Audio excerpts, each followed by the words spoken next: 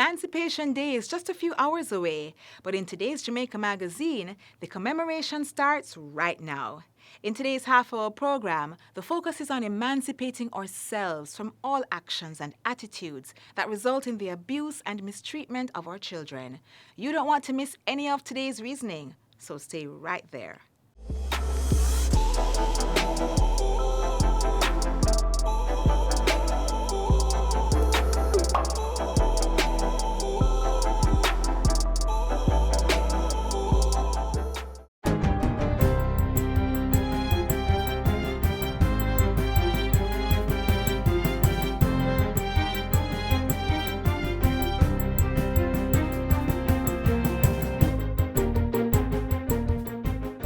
Good day, I'm Stephen McHugh, and this is your JIS News for Friday, July 31. Government has increased the Jamaica Defense Force JDF's capacity to monitor and safeguard the country's borders with the addition of a new offshore patrol vessel.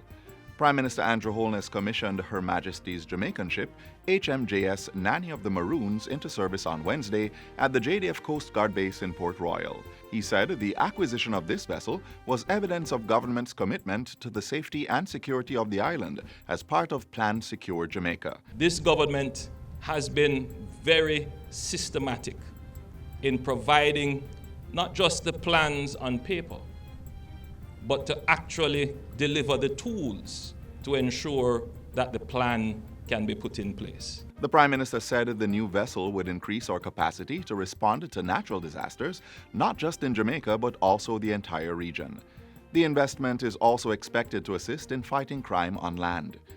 We see crime on land, in our communities, on our streets.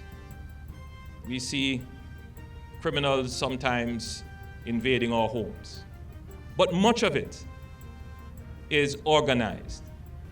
Organized criminality around the safe passage of uncustomed goods, contraband, drugs, arms, and human trafficking,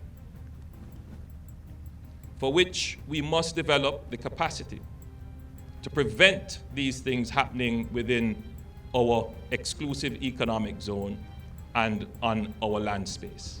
The HMJS Nanny of the Maroons features an onboard interceptor vessel, an 8-ton crane for loading and unloading relief supplies, and a purpose-built disaster relief container. It is also designed to enable the launch and recovery of an unmanned aerial vehicle, among other features. The Education Ministry is partnering with existing providers to purchase and fully establish a national learning management system. It will allow teachers to create, deliver, and manage lessons and other training materials. This was disclosed by Education Minister Carl Samuda during his contribution to the 2020-21 sectoral debate in the House of Representatives earlier this week. This will allow schools to continue to use systems they already have, and for the ministry officers to be able to track and monitor the activities of the system and to obtain data to inform intervention. School leaders will be able to use it to set and track assignments and students' performance, as well as to post video clips, pictures, and animations.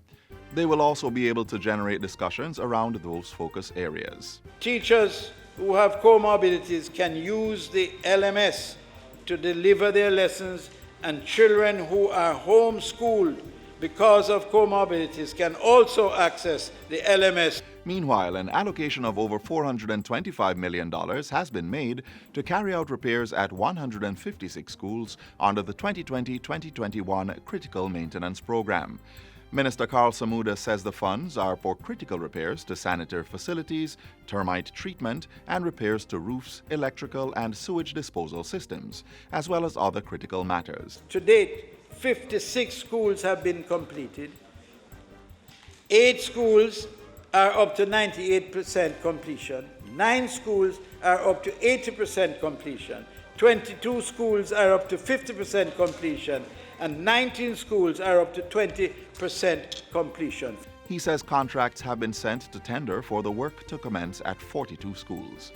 In the meantime, more than $567 million will be used to carry out pre-contract activities for 9 expansion projects and electrical upgrading to 8 schools. It will also be used to construct security fencing, complete the upgrading of the ministry's facility to make outstanding payments for projects carried forward, and to commence work in 3 schools. In other news, the tourism health and safety protocols are being heralded as a contributor for the positive outlook of Destination Jamaica amid the COVID-19 pandemic.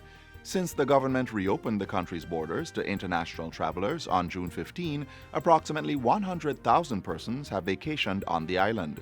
A few hotels are reporting upward of 80% occupancy for July along the north and south coast tourism corridors. Chief Operations Officer at Sandals Resorts, Sean DaCosta, says the Ministry of Tourism was timely in establishing the protocols which have helped the industry to start very strong. I think Destination Jamaica is going to score very well over time. People are starting to come into the country slowly but surely. It's all based on flights. Flights have been trickling in, and they're getting better and better over the last couple of weeks. So we're seeing flights from three flights a day to 5 to 10 flights a day now. And the numbers are slowly but surely increasing. Mr. DaCosta made the statements during a recent interview with JIS News at a media tour of the resort's health safety measures. The ministry's protocols are benchmarked on 8 key safety elements, which state that before a hotel or attraction reopens, it must pass the safety guidelines and be granted a COVID-19 Tourism Resilient Certificate. Residents from Guava Ridge and surrounding areas in St. Andrew now have improved road and water infrastructure to support their livelihoods. The development project, costing $253 million, included the repair of 5.2 kilometers of roadway from Guava Ridge to Content Gap and pipeline installation. The new roadway was officially opened on Wednesday. The work was undertaken by the National Works Agency in collaboration with the National Water Commission. It was done as part of government's major infrastructure development program, which is co-funded by the China Exim Bank. China Harbor Engineering and Alcar Construction were the contractors. Content, all the way to St. Peter's, all the way back to Guava Ridge. We are very grateful because we appreciate this road going to last us 50 years or more. We got all the drainage we needed. We got all the walls built that we needed. All I'm asking you now is slow down. This road improvement is a significant upliftment for the farmers of this area. Last year we increased the budget by about 40%. For the first time in our history of Jamaica, this government put $1 billion in our farm road program to help our farmers. And the farmers are now seeing the fruits.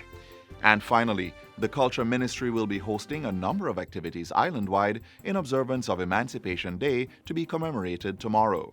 The main event kicks off tonight with the Seville Emancipation Jubilee under the theme Celebrating Our Roots and Culture. The annual Midnight to August Morning event will be a virtual concert this year in accordance with COVID-19 measures. In the meantime, the public is being advised that with Emancipation Day being celebrated on a Saturday, the following Monday remains a regular business day.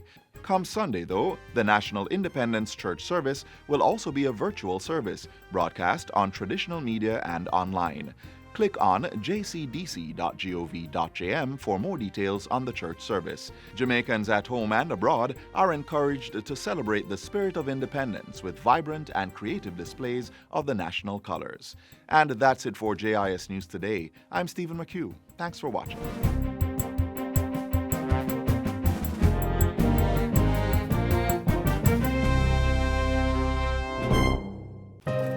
What if they knew that you abused her?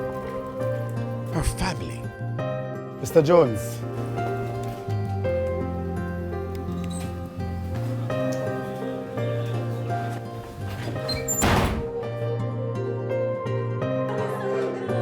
And your colleagues, how will they look at an abuser?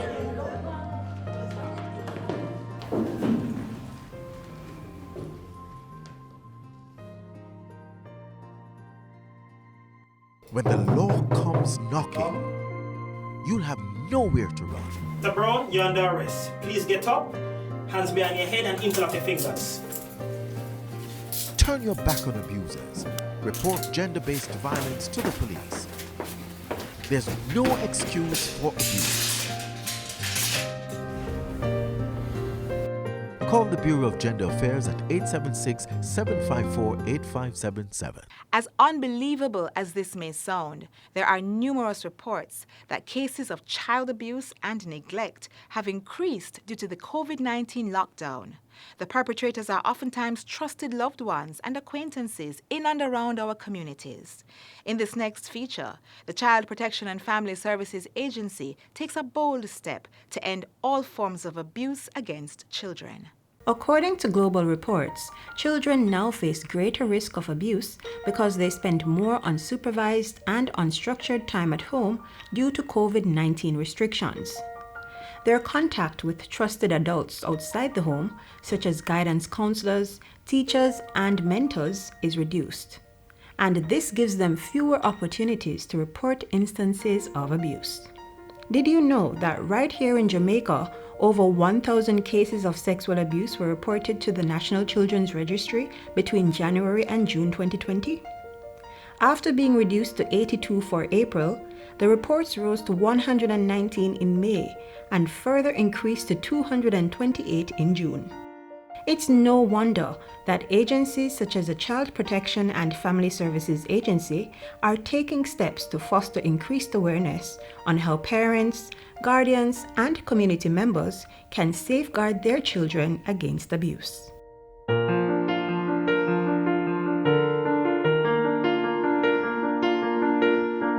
Today we are in Yalos on one of our regular sensitization sessions. But because of COVID, we have taken out a different form. So we take the form of a motorcade or a drive-through. So we are driving to a couple of communities today and we are sensitizing them about child protection and that every child deserves protection. According to the regional director, St. Thomas is among the parishes that CPFSA has been alerted to a noticeable increase in cases of child abuse. As a result, several of its children's officers, along with representatives from the Center for Investigation of Sexual Offences and Child Abuse, CISOCA, were in the parish on July 16. They were there to engage citizens and distribute brochures and flyers, encouraging them to report child abuse. We are going to RTEs, we are going to Friendship Pen, we're now in Albion, West Albion, and we'll be going to a couple other communities, and we're saying, keeping the message simple. Child protection is everybody's business. You all need to get involved, and we want them to know how to report, where we are, how to get to us. So we're doing stops as well, and we're engaging community members because we can't, because of COVID and the onset of COVID, we can't just stop sensitizing people because child protection is very important. He says citizens are being encouraged to learn about some of the things that constitute sexual, emotional, and physical abuse. They must also be aware of the mechanisms that child predators use to lure their victims, such as threats and offering of gifts. It's worth knowing that predators don't always start with doing something overwhelming. Instead, they may engage in touching, grooming, and overexposure. They may show them porn, and over time, this grooming desensitizes the child from realizing that something is not right. Parents, caregivers, and community members are being encouraged to closely monitor individuals with whom children spend their time. Persons should identify and speak out about potentially dangerous situations and report known or suspected cases of abuse by calling 888-PROTECT or contacting the nearest CPFSA regional office in their parish. So we're here, we're making a statement to that. We're here, CPFSA is here, and we'll continue to make ourselves available, and we'll continue to sensitize communities because it is within the communities that sometimes these abuse happen.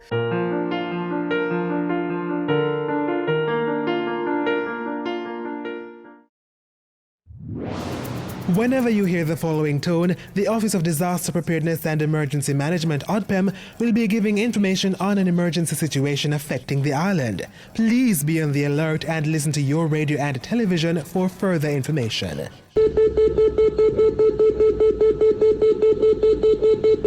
This was a test of the Emergency Alert System, brought to you by ODPEM. One of the most unfortunate side effects of sexual abuse of our young women and girls is teenage pregnancy. In 2008, Jamaica's teenage pregnancy rate was the fourth highest in the Caribbean, with 72 out of 1,000 adolescent girls becoming mothers. Though it may be extremely challenging for these young mothers to cope, there are agencies, such as the Women's Center of Jamaica Foundation, to offer the necessary support. At the age of 14 years old, I found out that I was pregnant. It was a very devastating experience. I didn't have anyone. Everyone was just looking down at me.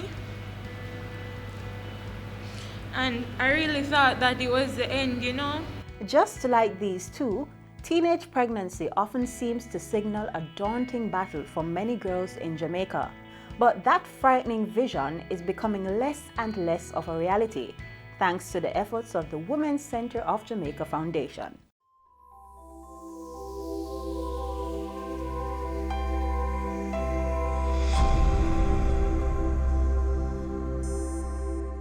I applaud your selfless service.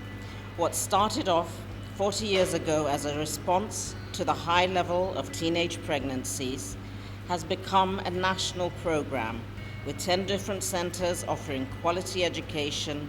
That applause from the wife of the President of Kenya, the Honorable Margaret Kenyatta, came in early August on an official visit to Jamaica. Under the banner of the Ministry of Gender, the Women's Center of Jamaica Foundation has served approximately 46,000 adolescent mothers in 4 critical areas: academics, which includes education and skills training; outreach, for those who cannot access the main centers; adolescent mother health, where they provide health services for beneficiaries; and counseling on family life education. But that's not all. The Women's Center program for teenage mothers began with 6 clients right here. And in 40 years, the program has served more than 46,000 adolescent mothers and has expanded to include 7 main centers and 11 outreach stations across the island.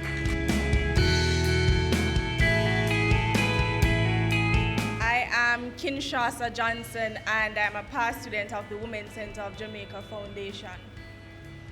At the age of 14 years old, I found out that I was pregnant. It was a very devastating experience at that very moment.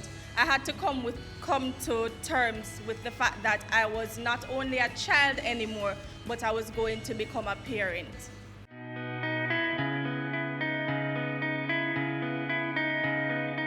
Now, at that very moment, I signed up to become a student at the Women's Center of Jamaica Foundation. I started attending the center when I was 14 years old, and at that time they had a bus fare program here, so young ladies who weren't financially able to find money to come to school every day, we would be granted a bus fare to come to school the following morning. So I had my baby and I was home for approximately a month, and I came back to school because I had the grade 9 achievement test. Now, hearing that I passed for a traditional high school was a bittersweet moment because I didn't have it financially, so even though I was very close to my dream, it seemed very much far. And it was at that very moment that the Women's Center of Jamaica Foundation decided to assist me financially to go back to school. The center opened many, many doors for me, and one of those doors was to be a child delegate at it was the Child Development Agency at that time. It's now the Child Family and Protection Services. And I was a child delegate where we assisted the CEO and the executive management team by telling them about matters that affect children. And it was there that I started working as a summer worker. And so I say this to say that we were young, and I don't view it as a mistake. It's a part of our journey, and it is a part of our lesson, because today I can say that I have become a totally different person because of my son, because I know that I have to pave a path for him that is clearer than the one that I had, and I have to assist him in every way possible. And I could not have done that without the help of the Women's Center of Jamaica Foundation.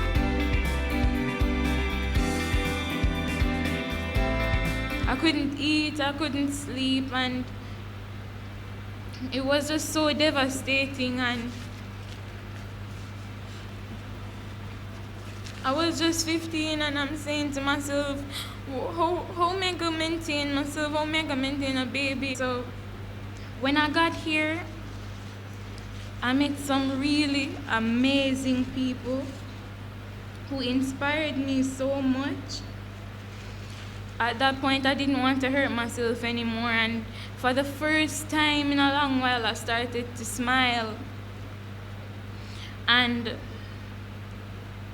I went home and I started writing in my journal, and I said to myself, I can make it. I'm gonna make it out of this. So let me congratulate all you girls for your unyielding resilience and courage, for taking on the responsibilities of being young mothers, yet recognizing the importance of education in unlocking your future, for refusing to be left behind. 40 years ago, teenage pregnancy meant a dead end for many young girls. It was the guarantee of a future of misery, a life of poverty, exclusion, and dependence. The pregnant teenager's education would come to an end, and her job prospects would disappear. That was before the Women's Center of Jamaica Foundation was established.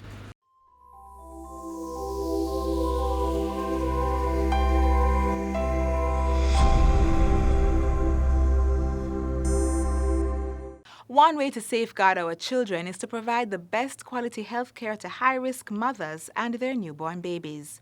Let's see what has been accomplished as the public health sector continues its mission of advancing maternal and child health care.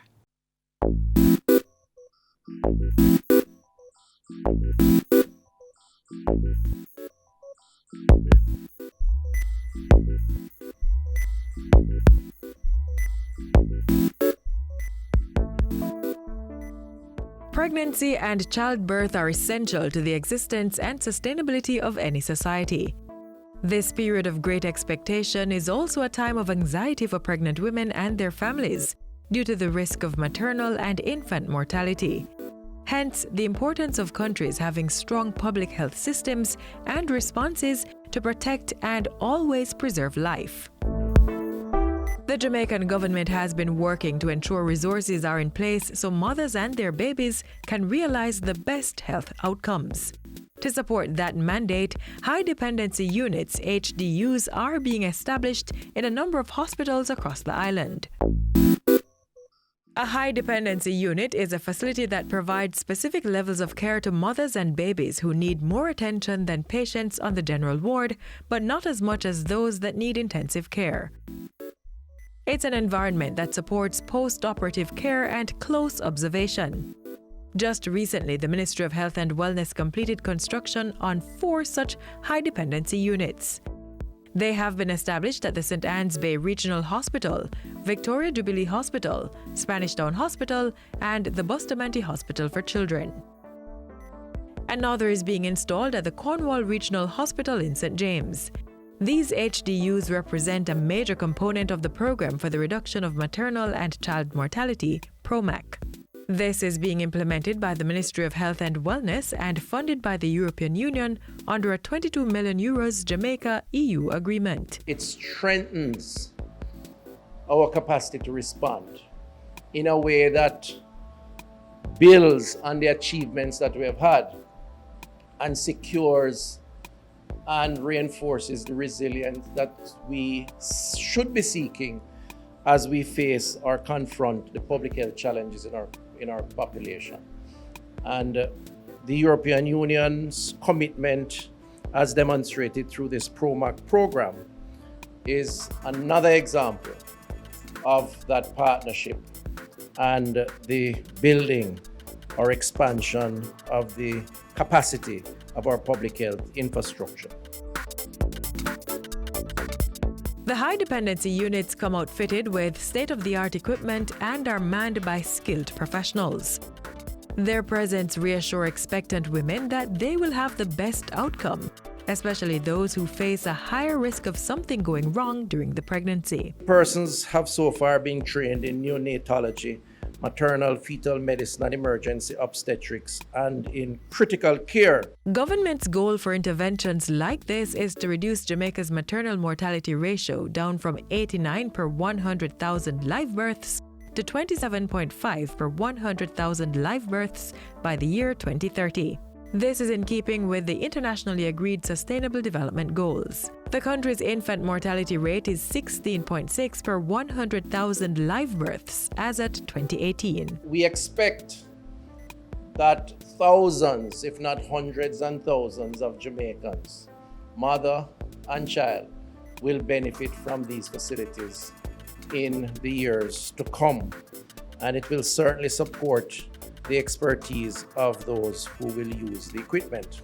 We are delighted to be accompanying Jamaica on this journey, and we are very hopeful about the possibilities for meaningful impact, even the foundations laid under this program. The PROMAC agreement was signed by the EU and Government of Jamaica in 2013. Its outputs also include procurement of 6 ambulances, training of medical personnel to improve clinical knowledge, and capacity building for civil society to support public education among women of childbearing ages to improve their health-seeking behaviors. Health is the foundation on which all our hopes and aspirations are built, and everyone from the poorest to the richest, from the newborn baby to the elderly, has the right to access preventive health care and to benefit from treatment to protect well-being and save lives, because the right to health is a basic human right. The 7-year-old PROMAC initiative will come to an end in November 2020.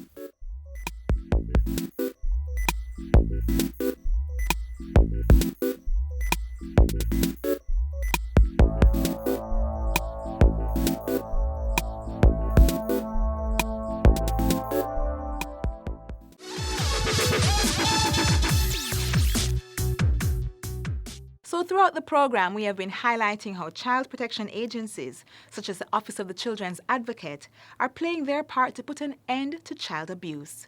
And now it's time to ask yourself the question, what am I doing to protect our children? How am I safeguarding my own children from the various forms of abuse? Here's what you can do. 1. Keep your children healthy. Remember that denying children food, sleep, or health care is abuse by neglect. 2. If you are an alcohol or drug addict, get help and keep your children away from anyone who abuses those substances. 3. Watch your words. Remember that angry or offensive language can leave emotional scars for a lifetime. 4. Get control of yourself before disciplining a child. Set clear rules so the child knows what to expect at all times. And 5, join a parent support group or a program. Reach out to the National Parenting Support Commission if you need help. In taking these steps, you are playing your part in making Jamaica a safer place for all our children to live and ultimately work, raise their families, and do business.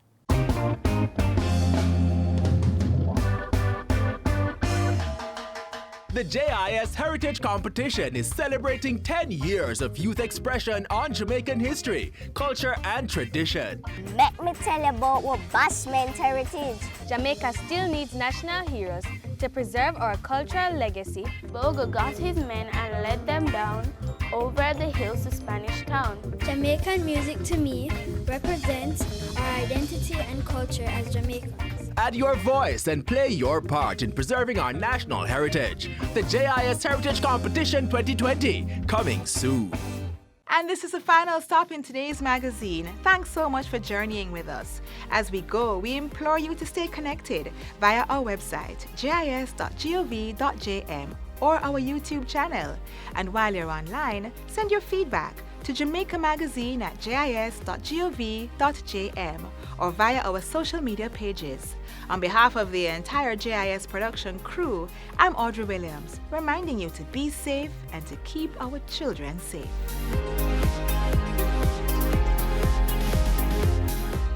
This has been a production of the Jamaica Information Service, the voice of Jamaica.